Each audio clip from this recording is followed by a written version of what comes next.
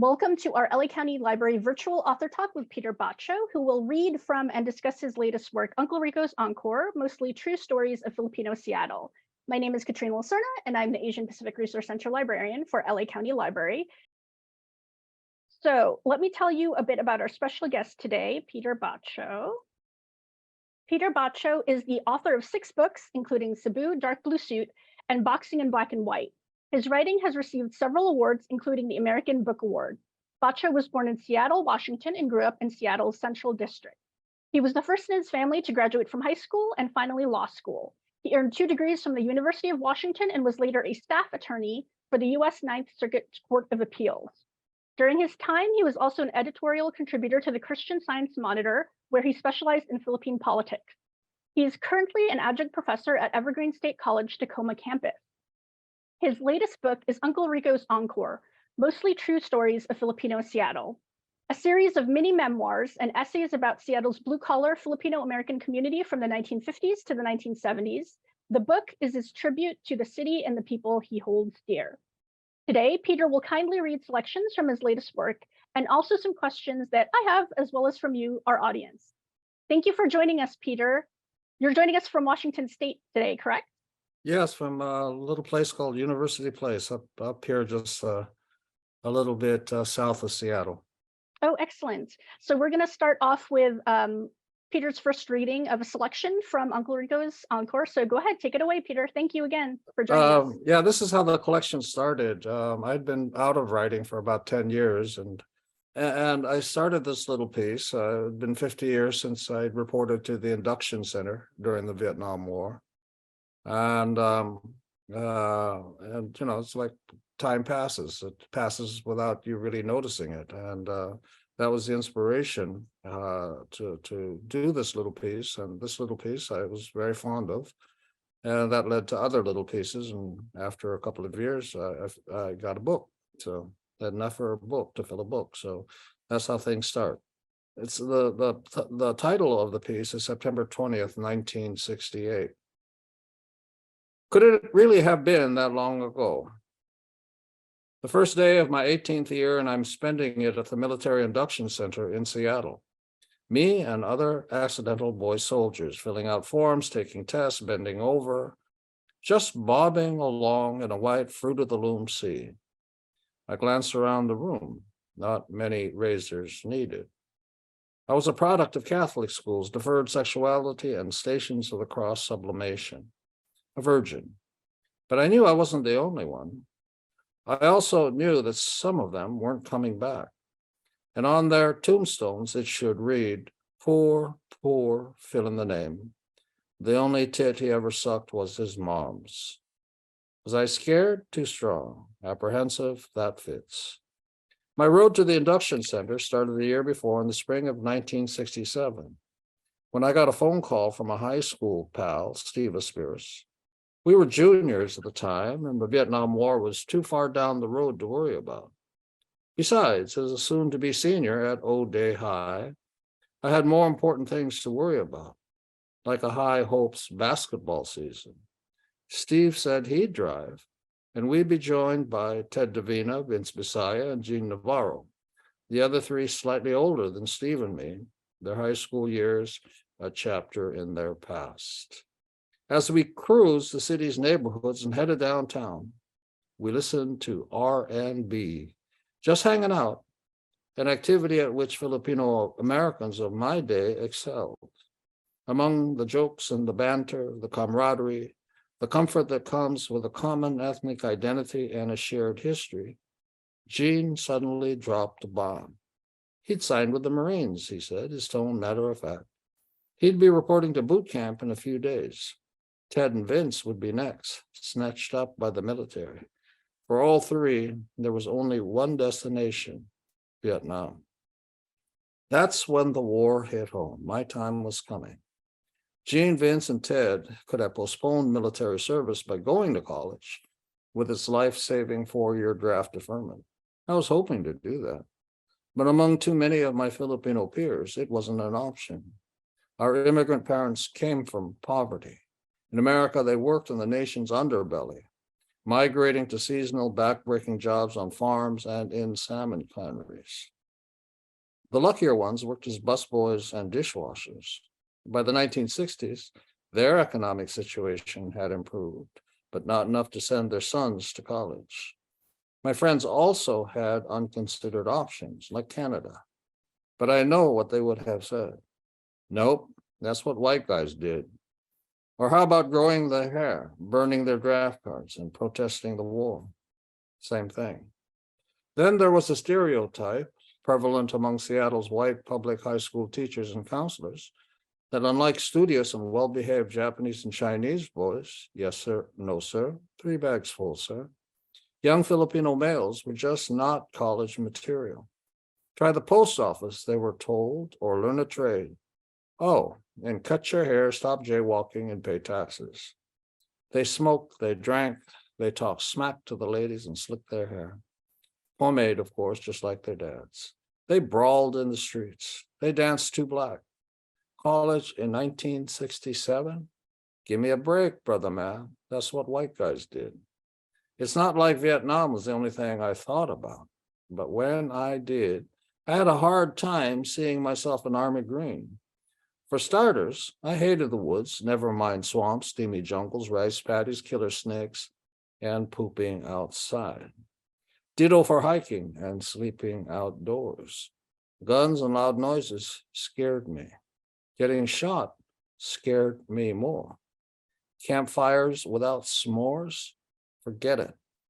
I felt lucky being not yet 17, which gave me more than a year of ongoing adolescence and perhaps enough time to figure things out.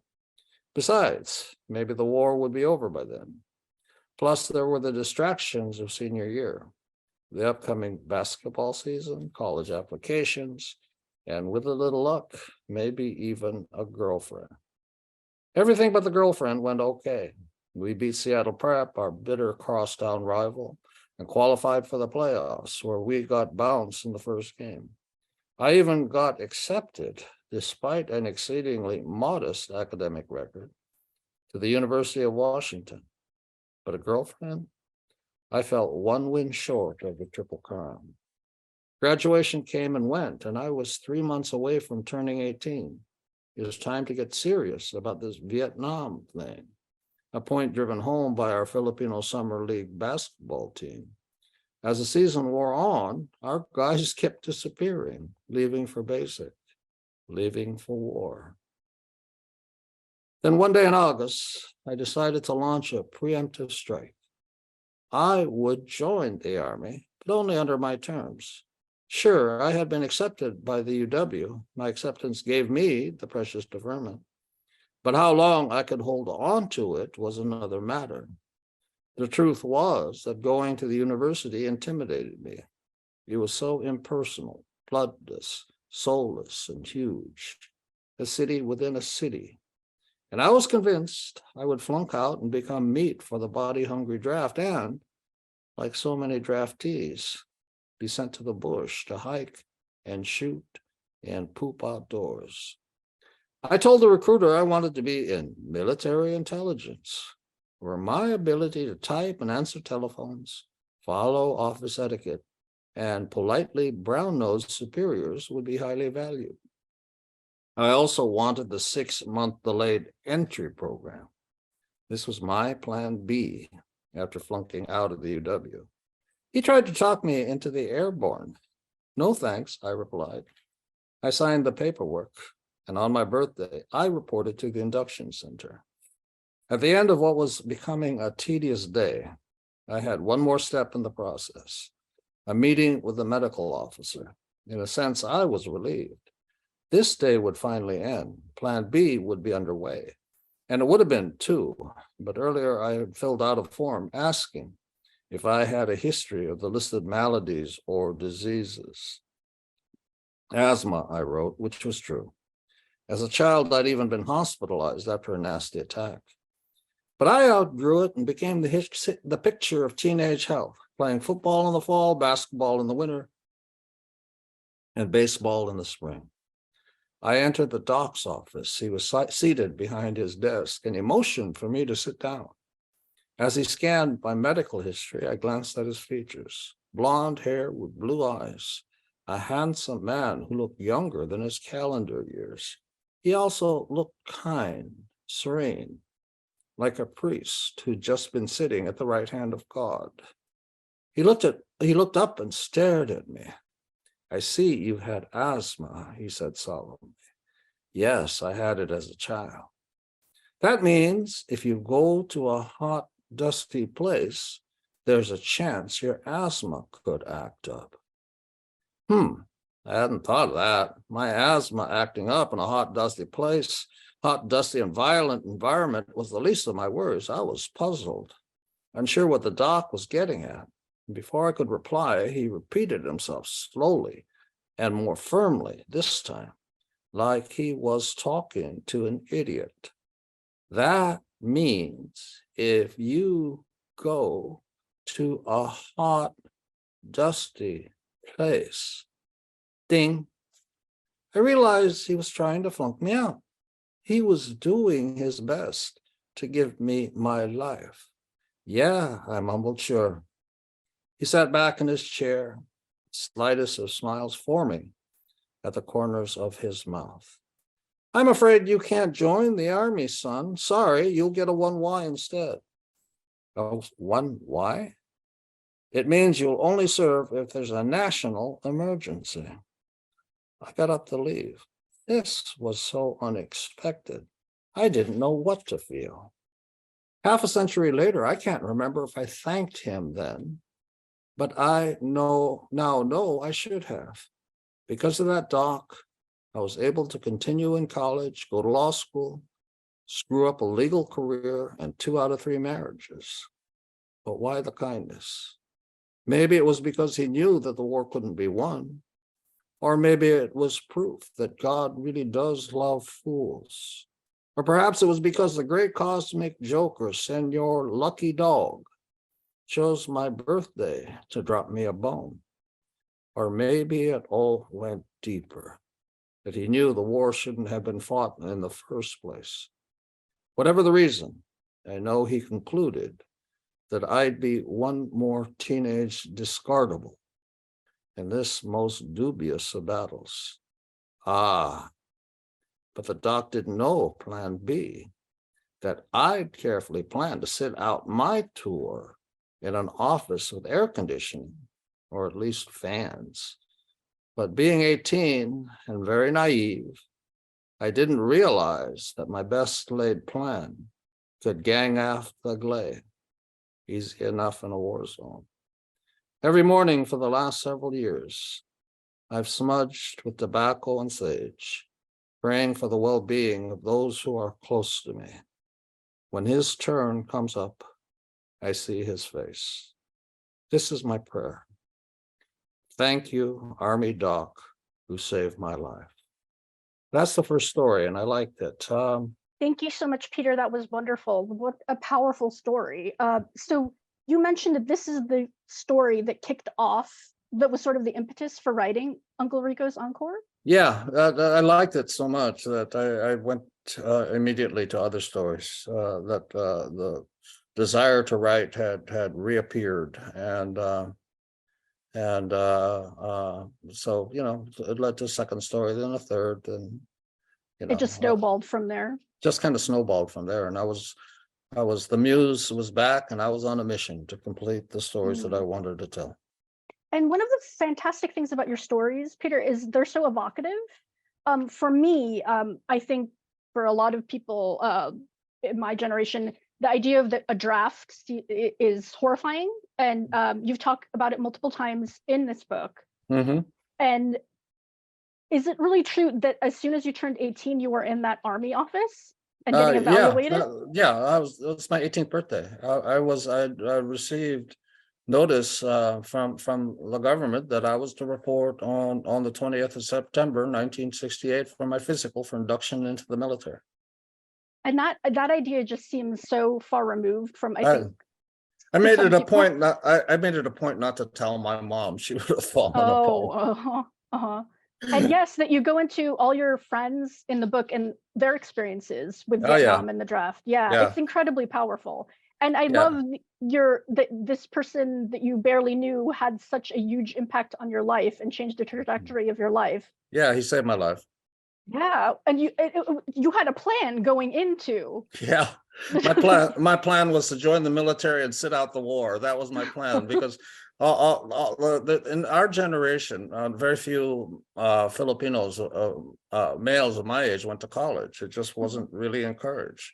I was different in the public schools, especially. There was such a stereotype against Filipinos not being college material, but that wasn't the case in Catholic schools, and I was lucky enough to go to a Catholic school. Did you want to do another selection for us? Yeah, this is a sense of the neighborhood. Map 1. Thank you, Peter. In my dreams, sometimes there's the map of the city I love. In almost 70 years, not much has changed, and that gives me comfort.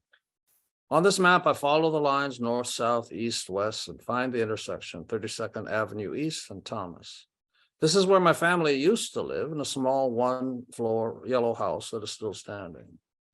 The location is the eastern edge of the central area, the historic home of Seattle's African-American community, or so the tagline goes. But the central area was also home to Filipinos, working-class whites, and other ethnic groups. On our side, the eastern side of the block, there was another Filipino family, the Borgonos, a Japanese-American family, and 3 Black families. Across the street lived an older white couple, or Al and Olga Cassie. As a kid, I loved our house and our block. I felt safe there, protected. I had doting parents, good friends, and enough to eat. In my 20 years of living on our stretch of 32nd, I don't recall the cops ever having been called. As an adult, watching our nation go through powerful, earth-shifting racial convulsions, I love that house, that neighborhood, that street even more. I would leave that little house, fishing pole in hand, to join neighborhood pals for bike rides or hikes to the lake or the Arboretum Lagoon. Or I would leave with my bat and mitt for Little League practice in Washington Park. And sometimes, especially during the summer, I would leave with a darker purpose, to ambush drivers heading northbound on 32nd Avenue East with my friends, a motley, multiracial gang of vandals in the making. We would lie prone, hidden and still in the uncut grass, our pea shooters at the ready. Then we'd inhale, hold our breath, and ping cars as they drove north in the far lane. It was all great fun until one afternoon we hit a driver who'd left his window open. The peas flew and hit him upside his head. The red 56 Chevy screeched to a halt. A young white man opened the door and started running toward us. "You little motherfuckers," he screamed. We scattered, running through backyards, jumping fences, and disappearing into the woods. After several minutes of hiding in the trees and behind blackberry bushes, we eventually reemerged. I bumped into Alan Borgano, my friend, neighbor, and pea-shooting deadeye. Alan was worried. "Do you think he'll go to our homes and tell our parents?" I shrugged. "Mine are out shopping." I walked a few steps and stopped. "What's a motherfucker?" I asked. Although it's been more than half a century since I've been inside our old house, I remember minute details of each room, closet, and nook, as if I had visited yesterday. Most of my memories of where we lived are comforting and warm, but not all. Like late one night when I was 8, I woke up to the shape of a woman standing at the foot of my brother's bed. I blinked, at first unbelieving and unsure, hoping I wasn't seeing what I was seeing. I took a deep breath and closed my eyes and opened them again. I gulped. I was seeing what I was seeing. She was translucent and her hands were joined together, fingers pointing up as if in prayer. She didn't move or speak. I didn't think she was evil, small comfort, but I was still terrified. Worse, I had to pee. And she didn't seem to be in any rush to leave. But I didn't want to get up and draw attention to myself, having her float after me through the room, down the hall, and to the bathroom. No thanks. Nor did I turn on the lamp on my bedside table, figuring that if the light went on and she was still there, I could be in trouble. Dear Jesus, I whispered, help me. My fear was exhausting, and at some point I either fainted or fell asleep. To this day, I'm not sure which. When I came to or awoke the next morning, she was gone. I quickly scanned the room, then jumped out of bed and raced to the door. I still had to pee. As I look back, I've come to conclude that the ghost visit was really a blessing. It was the first episode of a life full of moments I cannot explain. It has left me open to the inexplicable, to an ongoing and deep sense of wonder and surprise. From that point on, I have avoided certitudes and writ in stone, unbending dogmas, never once claiming that I now have all the answers. This is why things happen. Trust me, I've figured it out. And then there was the time when I was 9 and a Catholic priest molested me. I came home one day after school, and there at the table sat this odd-looking child-sized Filipino man. He was sipping a Coke and chatting with Mom in Bisayan, laughing at everything she said. I'd never heard a priest laugh, at least not the white ones I knew. Maybe they weren't supposed to. And I'd never seen a Filipino priest, but there he was in his miniature black uniform, complete with white collar. Oi, Peter, Mom said, this is Father Veronico. He's from Cebu and he's visiting the archdiocese. He's our guest tonight. I just stood there, unable to stop staring at this strange little man. Mom nodded her head. Psst, don't be so rude. Come here and introduce yourself. I walked 2 steps toward him, stopped, and extended my right hand. Veronica reached forward and grabbed me, pulling me in. Nice boy, he said, giggling as he hugged me tightly. Nice boy. I went limp. I was in my pajamas and lying in my bed when Veronica walked in. He was beaming, giggling, and holding in his tiny hand a black rosary. Your mother says you pray, he said. Yes, Father, but I've already prayed. Veronica looked at me sternly. My son, you can never pray enough, he said as he slipped in bed beside me. Our Father, he began as he placed a hand on my groin. Who art in heaven, I dutifully replied, as his short fingers started massaging me. And so it went. We finished the rosary and he left the room. I turned over on my side and fell asleep. More than 60 years later, my initial reaction to this incident puzzles me. Unlike other victims of sexual predation, I had no recurring nightmares, no suicidal thoughts, no feelings of guilt or shame or violation. For me, it was just an odd moment with a strange little man. It happened. I moved on, never told Mom or Dad. But over the years, I think I found an answer.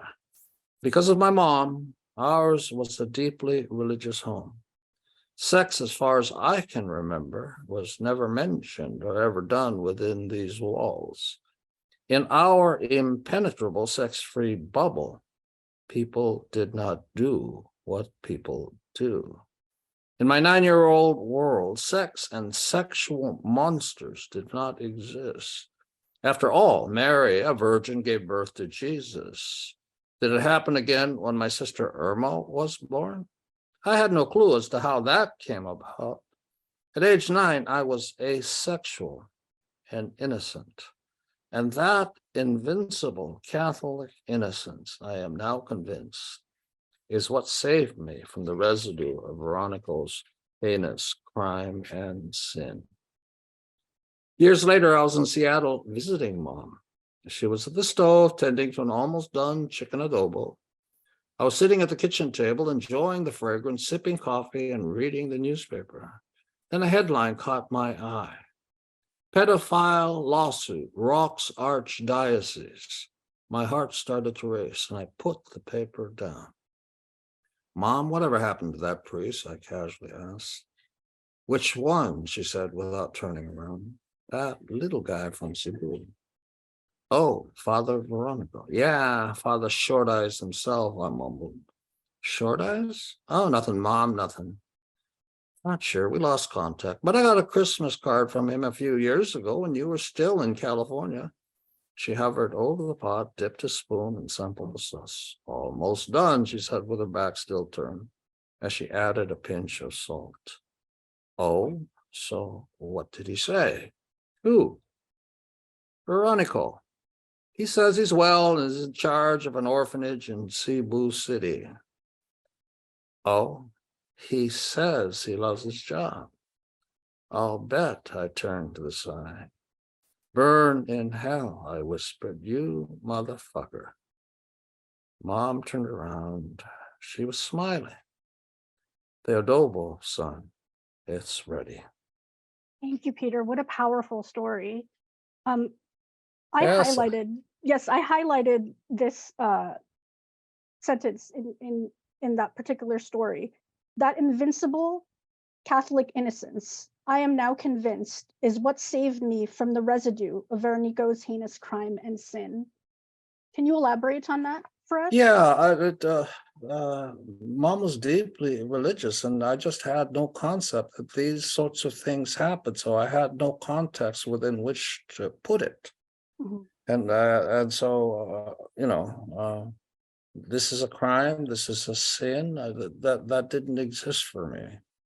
And so, ignorance in this case ends up being a weapon in my defense.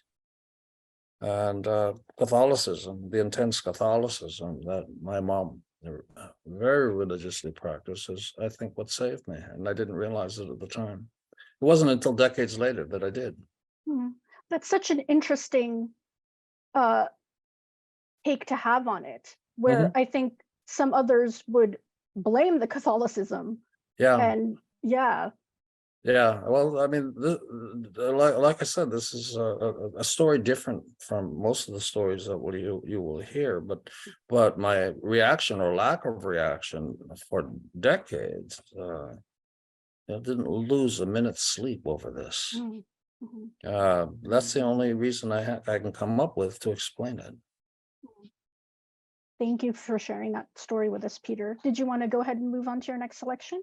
I like The Fishing Man. It's one of my favorite stories. I love that one too. This is a great one. You're in for a treat, guys. Take it away. Yeah, it's this is where I merge two disciplines here.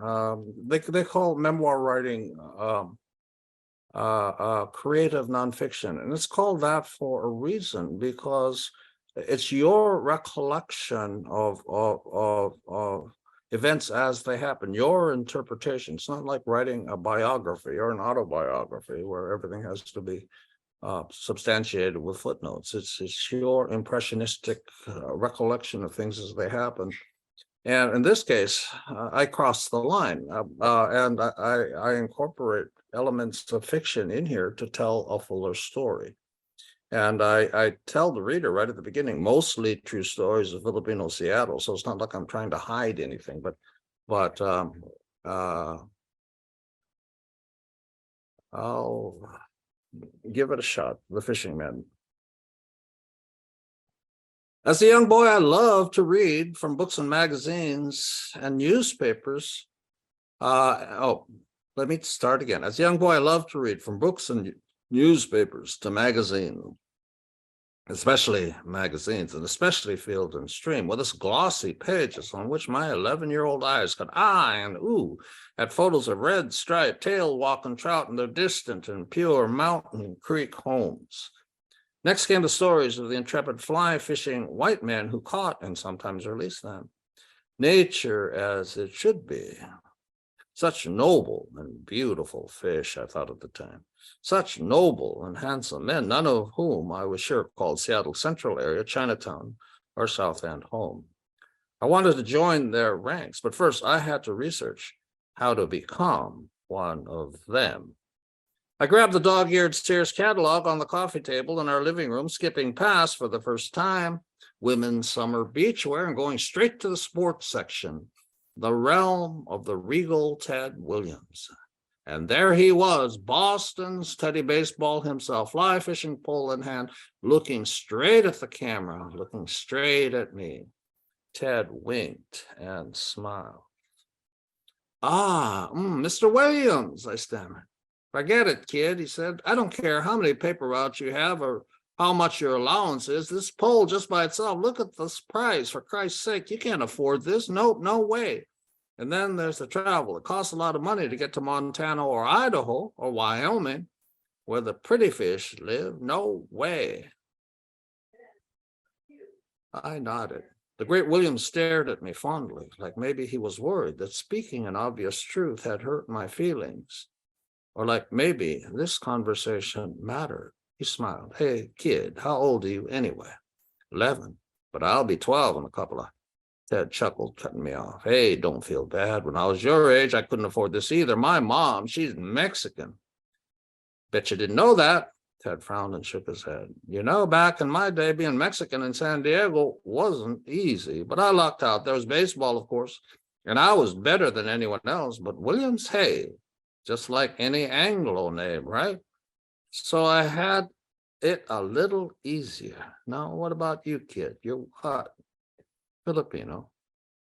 I thought so. Plenty of those where I come from. Hard-working, friendly, nose in the dirt, sweating out in the fields every damn summer day, just like Mexicans. And just like Mexicans, they're born poor, they die poor. Hell, none of them are rich, at least not the ones I knew. Ted closed his eyes. Again, he shook his head. I was lucky, kid, he said softly. Baseball, my last name. Got to avoid much of that. He took a deep breath before refocusing on me. You love baseball? Yes, sir. You love fishing? Yes, sir. What do you use? A hand line, I replied. My dad and me on Sundays after Mass, we go to the docks west of downtown on Elliott Bay and jig for shiners. Sometimes we get lucky and catch a perch. It's fun. Dad says he did this a lot during the Depression. Then sometimes on Saturday, if we ain't playing ball or something, me and my pals, a bunch of us, we just hop the two Madrona, get off downtown, walk to the dock, and do the same thing. Ted nodded, proving. Well, it's not stream fishing for browns in Montana, that's for sure. But it's a start. A lot of poor boys get started that way. But what you need now is a pole, just not a fly pole. And you can get one cheap, or at least cheaper. Then all you got to do is toss the bait from shore where the bigger fish are and just sit back and wait. Thanks, Mr. Williams, I said before closing the catalog. I turned and walked out of the room. Any time, kid, I heard him say. I needed a pole. Mr. Williams told me how to get one. Now, that was another issue.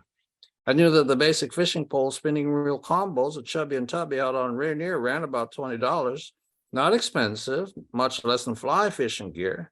But at that moment, $20 was 20 more than I had.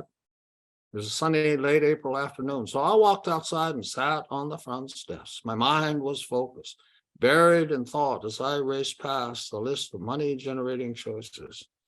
Weekly allowance? Not enough. Borrow money from friends? Broke like me. Lawn mowing for neighbors? Allergic to grass. More allergic to manual labor. What then? The answer came the next afternoon, Saturday, when my favorite uncle, Kiko, dropped by the house.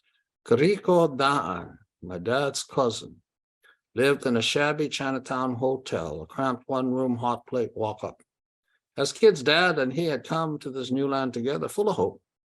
But in the decades since, they'd lived their lives in America's dark margins, in West Coast fields and in Alaska's canneries, working dead-end, back-breaking jobs. But unlike Dad, Kiko had never married. He didn't have much money. As a cannery worker, that was a given.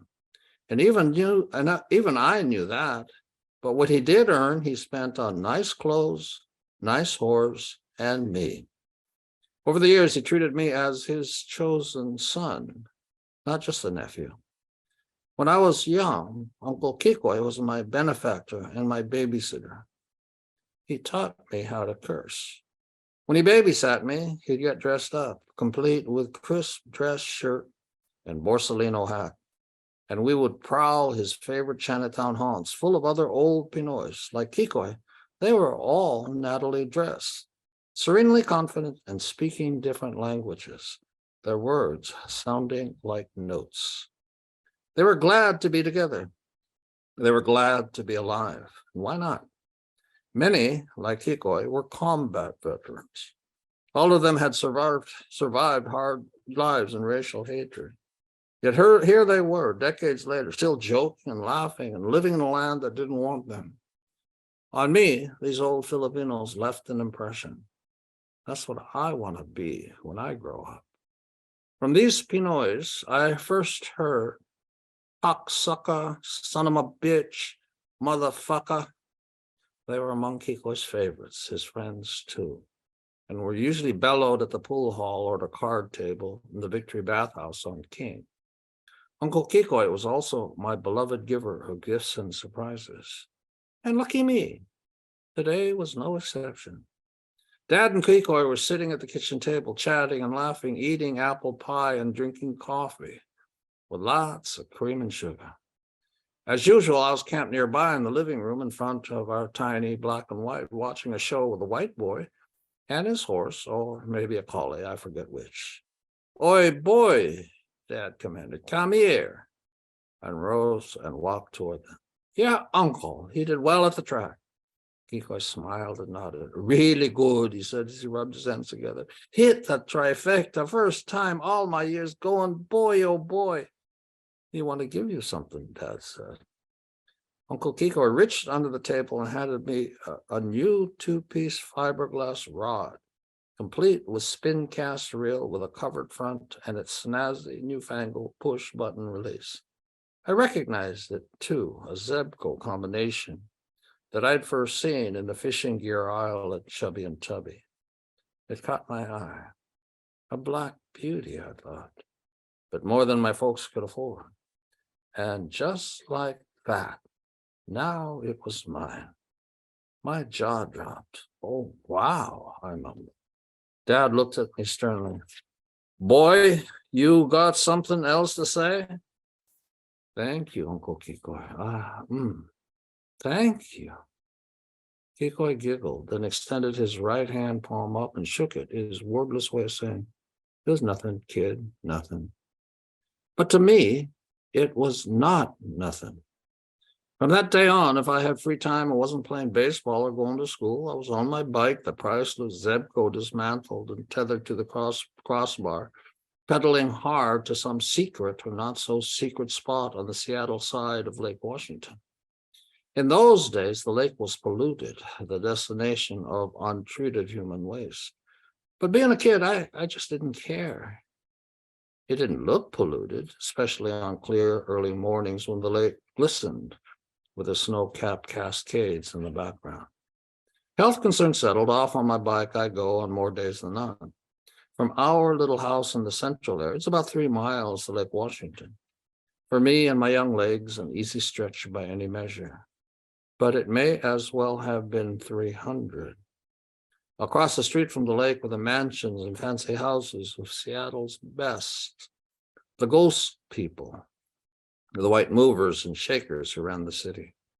They were rarely seen, at least not by folks in the central area. But I wasn't curious about them at all. Their great houses and great wealth, their large lives and grand dreams, their glittering futures or heroic past. All I knew was that rich folks didn't own the lake, and they didn't own the view. In my grade school years of fishing the lake, before I was consumed by high school sports, my favorite spot was the dock next to Madison Beach. For me, it wasn't the most productive, but that's where I met the fishing man, a stocky and older African-American. Every time I went to that spot, he was there, sitting on a folding chair, bending forward if it was cold, leaning back if it wasn't. He wasn't a man of many words, so intent was he on catching fish. But over time, we sometimes chatted. One afternoon, he told me he was born in Louisiana, came up during the war, served in the Pacific, and returned to Seattle, settling here. Before he retired, he'd worked the shipyards. Then his wife died, and his kids grew up and moved away. Why Seattle, I asked. He looked at me. Louisiana, he answered. Hard place to be, if you call it. One day, late afternoon, I arrived at the dock.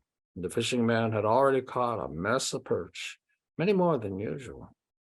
I watched him reel in his line and rebait the hook. Worm and salmon eggs, staples. Then he added a small marshmallow. Perch eat marshmallows? These ones do, he replied. He stood and cast as far as he could, then settled into his chair. Eat this, bitches, I heard him mumble. Almost 60 years later, I'm sitting on a dock on American Lake near my home outside Tacoma. I carefully bait the hook, worm, salmon egg, and marshmallow, a food combination not normally found in nature. But it works, and for me, that's the bottom line. I cast out and hear the plunk and watch the ripple. I tighten the line. This morning in early May is warm, so I sit back and relax. And then, a fleeting memory, a glimpse. Field and stream and the white fly fishing men. Nope, I never became one of them. Then I take out a camel. I light it, welcome the first drag, and I smile. My eyes focus on the tip of the pole. Eat this, bitches, I say. Thank you, Peter. As I said, that's one of my favorites from the book. And as you introed this piece, you mentioned that you're the liberties of the memoirist. Yeah. And having fun with, they sometimes call it also creative nonfiction. Yeah. So now that you've let us know about that, it's nice trying to pull apart the pieces and seeing, obviously it's obvious which parts are fiction and what you embellished. Obviously Ted Williams didn't come out and speak to you, but the author of the things I carried, Tim, what's his name? O'Brien, yeah. He says there's happening truth and there's story truth. Mhm. The happening truth is an examination of facts as they actually occurred. Mhm. Story truth enhances the overall strength of the story. The Fishing Man is story truth. Absolutely perfect. Mhm. And did you want to jump into Q&A from the audience? We had Yeah, I think we can questions. do that. Go ahead, folks. Okay, great. Okay, so if you have some more questions, please go ahead and populate them in the chat or the Q&A. Melanie asks, was your writing process the same and easily resumed after your decade-long writing break? The answer to that is hi, Melanie. Yeah, it all came back. It's like, it's like mental muscle memory.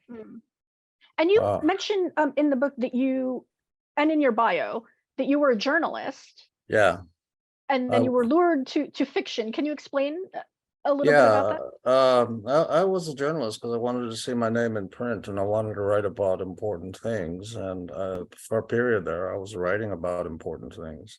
The situation of the Philippines during the Marcos regime and so on and so forth. And it was a little bit of risky business, but at some point in time, I think people who play with words, those who play with facts, they get lured by the great temptation, which is to write fiction. If words are the tools of your trade, and you're writing, words that are based upon facts, inevitably, I think many of us will get lured to the other side to see how we will end up when we write fiction. And I'm convinced that the great temptation for people who do make that crossover to go from factually based writing to fiction writing is basically it's the lure of divinity. Because I figured this out about 10 years ago, that the real lure is divinity, and that, I mean, that you as the author, you create this universe, right? You create these characters, you put them in conflict, you decide if they live or if they die, you decide the outcome. That's the most godlike thing any human being can do, if you ask me. And they become as real to you when you're in the process of writing. These characters become as real to you as any blood relative, as any very close friend. You have conversations, um, um, you know, as to which way the plot should go. I don't want to die. Well, I'm sorry you're going to die, but I'll give you this great send off. Anyway, so So I think you've described beautifully the allure of fiction writing. yeah, it is that, in my opinion, that is the lure of fiction. And like an idiot, I decided, oh, okay, I'll do a novel, which is the dumbest thing I've ever thought of in my life, because usually the wise thing to do would be to start out small. Mm-hmm. Maybe a short story or something less ambitious, and to see how you go from there. But right off the bat, I went Jumped right in. into the novel, yeah, Cebu, which actually probably accidentally did pretty well critically. That's the one that won the American Book Award. So Okay, thank you, Peter. uh-huh. We have a few more questions from Betty. She asks, when did writing come to your life, or how did it start? Because I wasn't very good at speaking as a kid, but I was very good as a writer. I could express myself in writing, so it became my fallback position. Um, hey, I'm pretty good at this. I'm not so good at that. So, I mean, I was intrigued by it, and actually got my first piece published, I think, when I was 20, 21, 22, and then in one of the Seattle newspapers. I think it was the Seattle Times, a story on Sammy Santos, who was the father of a good friend of mine, Bobby Santos, and it outlined his life as a very good professional prize fighter. It's very good, yeah. And so you had no formal training in writing? No, I didn't. Oh wow! Well, you did quite good for yourself, Peter. But I was a very ambitious reader, though. And what you end up doing is you end up emulating the styles of people whose work you admire until you find your own voice. Find your own voice, yeah. That's what I tell my students. Don't be afraid to steal. Writers have been stealing from each other since writing was invented. Yeah. Don't they say to be a good writer, you should first be a good reader? I believe there is value to that. Yeah, you can educate yourself in terms of technique by absorbing as much good writing as possible. Here's another question from our audience. Were all of your mostly true memoirs characters receptive of being written about by you, including that hypocritical pedophilic priest? I don't know about him. I really don't care. Yeah. It happened. I really don't care. His name is out there, and his name was Father Veronica, and this was kind of a payback for me once I realized the gravity of his actions. Yeah. And were there? Okay. But amongst the people I care about, yeah, there was good reception, and I'm glad. I mean, I omitted in terms of one of my characters. He shot a man after he got back from Vietnam, and he shot a man, and he killed him, and he had a flashback. But I omitted that because I felt very close to the family. The readers don't need to know that. I use his real name, and the readers don't need to know that. So that's been omitted. This community, the one I was raised in, is very, very close. And it was a very, very unique community. And that, the thing is that we got stuff done. I mean, the old timers, the Union survived the McCarthy era. The old timers got Jose Rizal Park built, dedicated to the Philippines national hero. In the 70s, their sons and daughters basically got decent housing for the old timers still living in Chinatown. So, I mean, we were a community that was used to winning, actually, getting things done, surviving, whatever it takes. And you detail that a lot in this book. And I have to confess, Peter, in my education, learning about Asian American activism, specifically Filipino-American activism, I think it was very, maybe it's geographically, I went to school here in the Los Angeles area. It's very California centric. Yeah.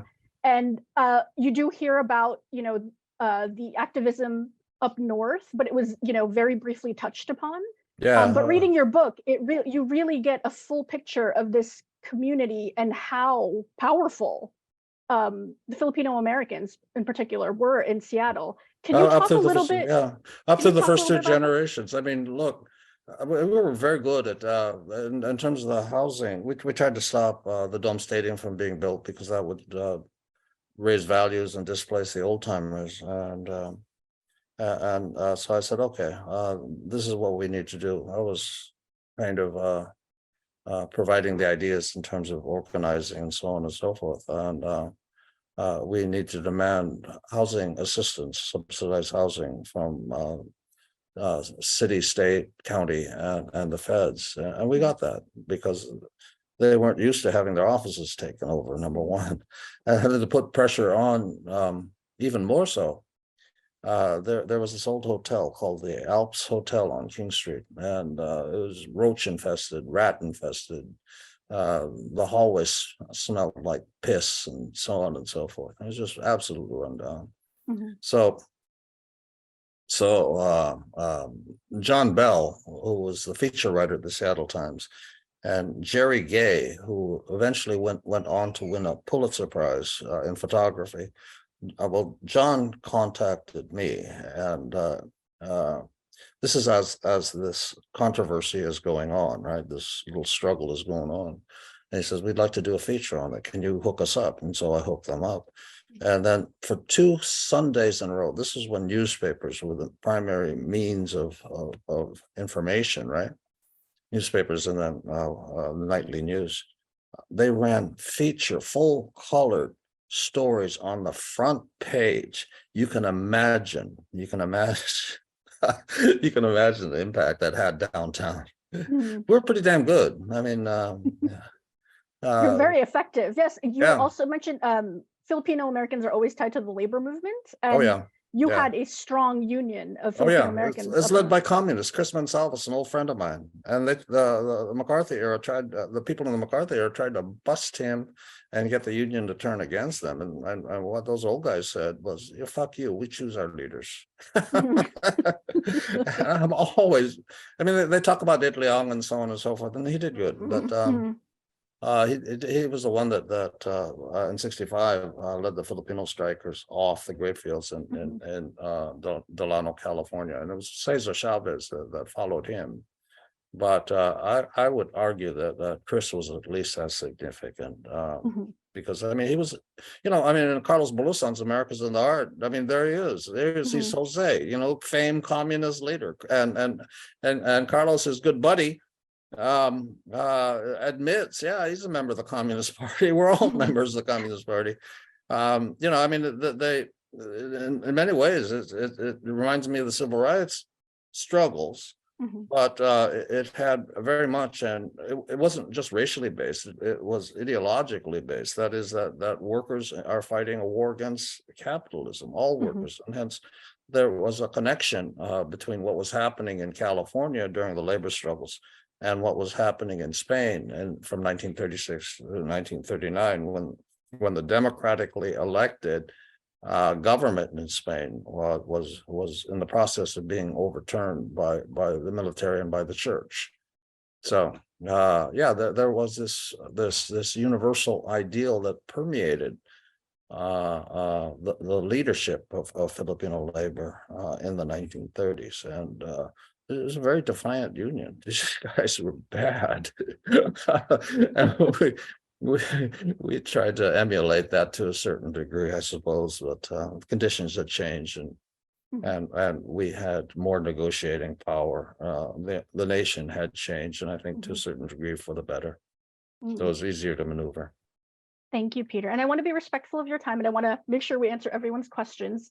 People want to learn more about you because in the bio and in some of your stories, we learned you wore many hats throughout your lifetime. Betty asks, what did you do in your legal career? I threw it in the garbage. I use it as a tool to think. It clarifies the thought. I mean, I think to a certain degree, passing the bar and going through legal studies, and passing the bar was a big symbolic sort of moment for me, but especially for my mom and dad. I mean, it's like, imagine. Immigrant parents, migrant workers, and so on and so forth. And now all of a sudden, the kid's big time attorney. Well, I wasn't big time, at least, but I was a member of the bar. And they had these big, they had these big dreams, corner office, and so on and so forth. And I said, nah, shit. My dream was to pass the bar. I didn't have any other dreams. So once I passed the bar, my legal career was entirely downhill. But you attained your goal. I changed my goal, and eventually I said, I'm going to be a writer. And I talked about it, and no one believed me. And then finally, I did become a writer, and I was a damn good writer. What I did journalistically, I'm proud of. What I've done artistically, I'm proud of. So yeah, that's success. It's not a lot of money, but it is something that can never be taken away. And I had a question because we're talking about all your different interests and all the different avenues that your life has taken you. Sports and athletics features prominently in your book. From your pursuit of baseball, basketball, and martial arts in your youth to taking up boxing in adulthood. What role did or does athletics play in your life? They played a huge role in my life. It's how I, aside from writing, it's one of the few ways, because I was shy. It's one of the few ways I was able to express myself. And whatever sport was out there, I'd play it. Whether it's martial arts or boxing or basketball or football or baseball or whatever. But sports, they gave me confidence to be effective in other areas, but to be successful in other areas where I initially earned these little successes that are so important in our growth. There weren't a lot of setbacks. There were some successes. You need to have that. I got that. Okay, another question from the audience. Do you have a published piece or story that was your favorite to write? I really like. There are a couple of books I wrote in the. I'm not sure if in the piece that's the UW magazine did on me. They mentioned that I had written a young adult novel, Leaving Yesterday, which I'm very proud of, and I'd written a very dark novel about a Vietnam vet. And he's the guy I have to kill, called Entries, which I am very proud of. No one read them. I mean, the small presses, no one reads. People. The difference here is that more people are reading this book than they've read my earlier books. But it is what it is, and the important thing for the writer is if you think you have a story to tell, you tell it. Damn, whatever happens afterwards just happens. There's not a whole lot you can do to control that. And to close out, Peter, one of my personal favorites from your collection, your latest collection of stories, is the title story, Uncle Rico's Encore. Yeah. Why did you select that particular work for your title? Kind of like Uncle Rico, are these stories ultimately how you would like us to remember and recall you? Uncle Rico at your was, best? I was very, very close to my Uncle Rico. Maybe there are three male figures that raised me: my dad, my Uncle Vic, and my Uncle Rico. And of the three, I was probably closest to Uncle Rico. And so I wanted to, who's also Kikoy, Filipinos have this thing with nicknames. So it's Rico, Kikoy, Kirico. I have at least three. Yeah. The story was, we were always very, very close. And I was living in California at the time. My mom calls and says, your uncle's dying. Doesn't look like he's gonna make it this time. And I was hustling jobs, and I says, "Hey, Mom, can you tell Uncle Rico to like hold on for a while till the end of the month because I'm broke." And